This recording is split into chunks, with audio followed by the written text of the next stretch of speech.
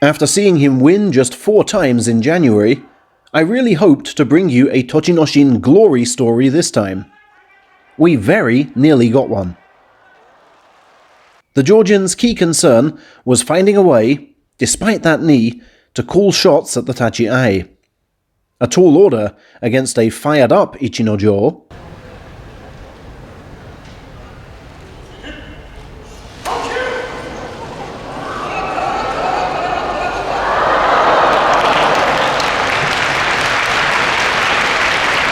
As usual, Tochi goes left foot forward for the outside left grip, but is beaten by the Mongol's inside right, driven back, and then thrown, his left leg doing most of the defending.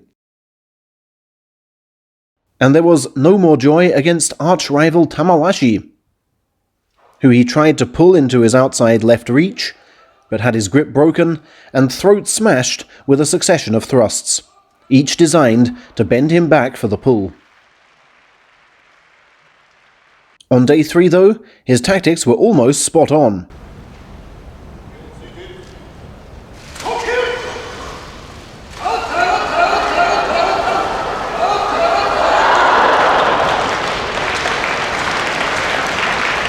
Kotonowaka stunned with the right forearm, then elbow pin from below, dragged forward, knocked upwards from the side with head pushed back, then dealt a left forearm to the chest.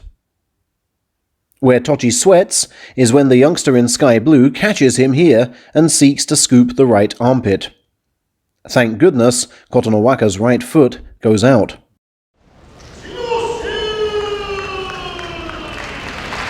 Against Kagayaki,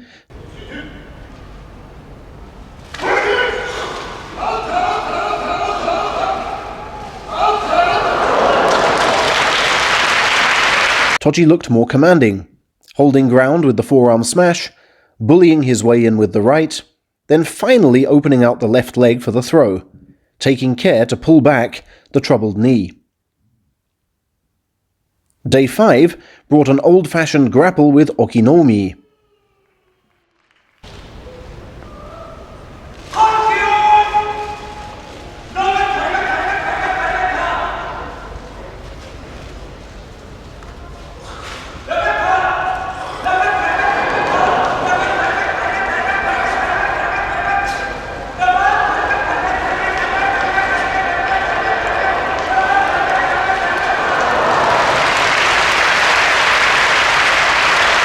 The early outside left, and success in this inside arm battle here giving him the spoils.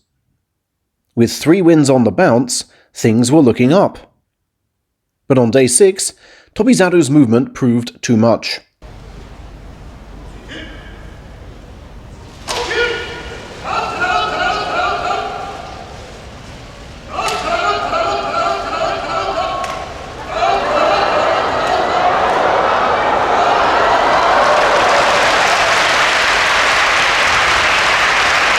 The off-center Tachi-ai has Tochi stretching for that right on a creaky knee, which encourages Tobizaru to keep distance, feint leftwards, then whirl to the right to dance behind him, almost swinging Tarzan style from that extended arm.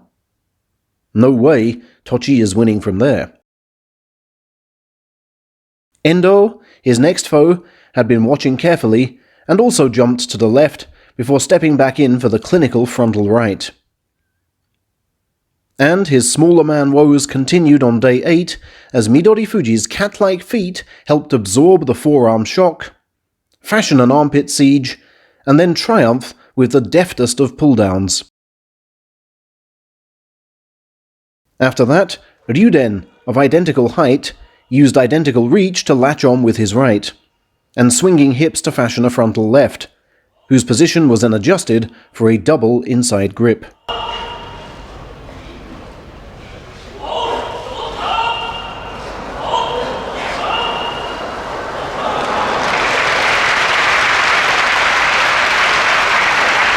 And although we ardently hoped for a return of Muscleman pride on day 10 with a revenge win over the Blubber Mountain,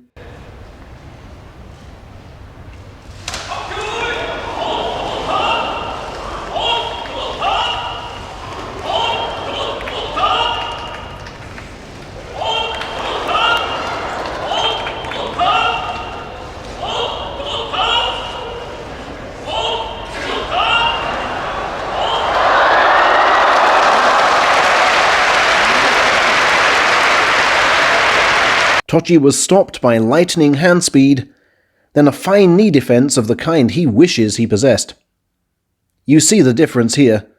Tochi's right knee is wholly unable to drive, bouncing like a pogo stick to relieve the pressure, and unable to cope once Akiseyama opens out, switches direction, and pulls down hard.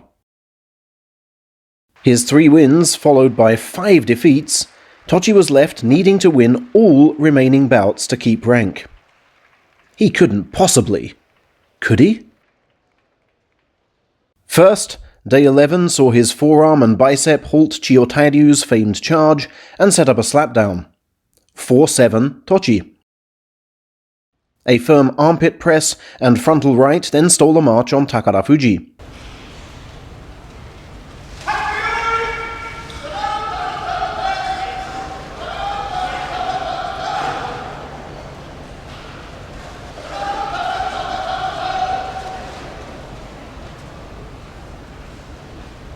But the seasoned grappler ensured those gains were quickly reversed.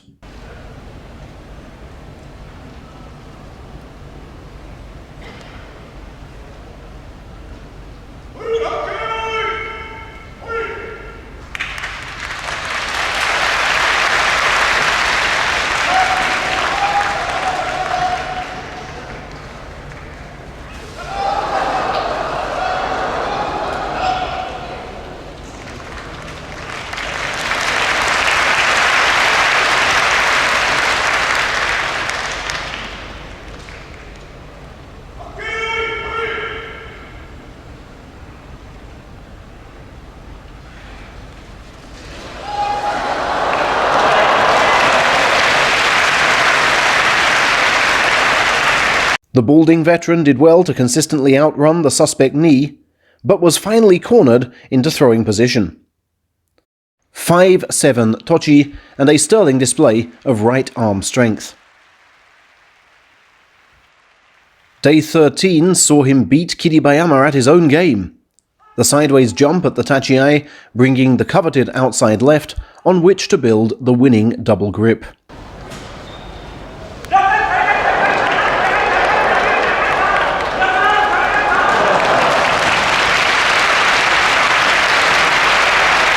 6-7 Tochi.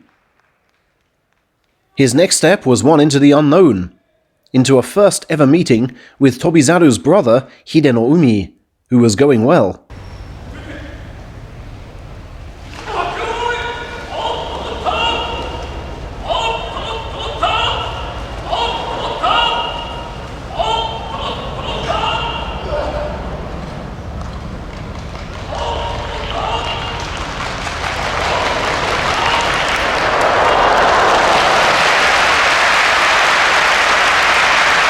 But the Georgian now had supreme confidence in his inside right, which held Hide in place until the subtle shift in stance could be achieved.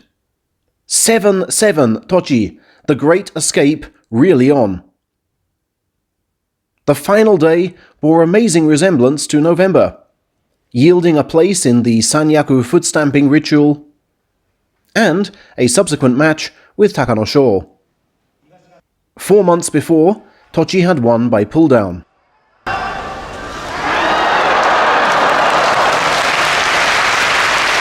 But 2 months after that, he'd been paid back with interest.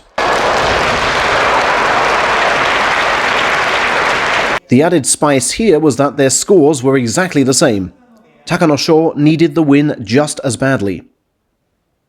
In all their 4 prior meetings, never once had Tochi reached the belt. Could he rewrite history here?